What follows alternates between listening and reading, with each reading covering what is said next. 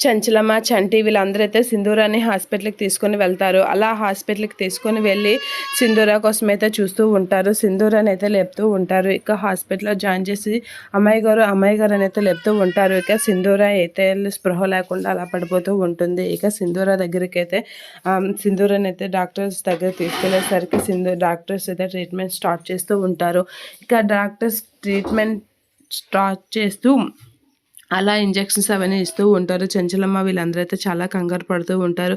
ఏమైంది అసలు డాక్టర్ అని చెప్పేసి అయితే అడుగుతూ ఉంటారు. అలా అడిగేసరికి అసలు అమ్మాయికి స్పృహ రావట్లేదు. స్పృహ వస్తే ఏదైనా చెప్పడానికి ఎప్పుడు ఎలా ఉంటుందో చెప్పలేము. కొంచెం క్రిటికల్‌గానే ఉంది పరిస్థితి అని చెప్పేసి డాక్టర్ అయితే అంటూ ఉంటుంది. అలా అనగానే చంచలమ్మ ఒకసారిగా షాక్ అవుతూ ఉంటుంది. ఇక చంటి కూడా షాక్ అయ్యి అలా చూస్తూ ఉంటాడు. ఏంటి ఇప్పుడు సింధూర పరిస్థితి ఏంటో చెప్పలేమా అనేది అన్ని డాక్టర్ అక్కడి నుంచి వెళ్ళిపోయేసరికి చంటి అయితే సింధూర దగ్గరికి అయితే వెళ్తూ ఉంటుంది చంచలమ్మ. అలా సింధూర దగ్గరికి చంచలమ్మ వెళ్ళేసరికి చంటి వెళ్లకుండా చెయ్యి అడ్డు పెట్టేస్తూ ఉంటాడు. ఆగండి చంచలమ్మ గారు అని అయితే చెయ్యి అడ్డు పెట్టేస్తూ ఉంటాడు. అలా చెయ్యి అడ్డు పెట్టగానే ఒకసారిగా చంచలమ్మ షాక్ అవుతూ ఉంటుంది. చాలా సీరియస్గా చూస్తూ ఉంటుంది. మీరు సింధూర అమ్మాయి గారిని చూడడానికి వీల్లేదు అని చంటి అనేసరికి కేశవ కూడా షాక్ అవుతూ ఉంటాడు.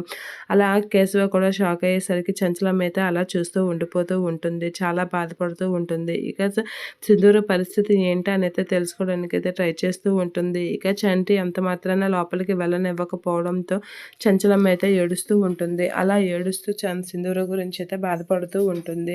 ఏంటి నా కోడల్ని కూడా చూసుకునే ఇది లేదు నాకు అని అయితే బాధపడుతూ ఉంటుంది చంచలమ్మ.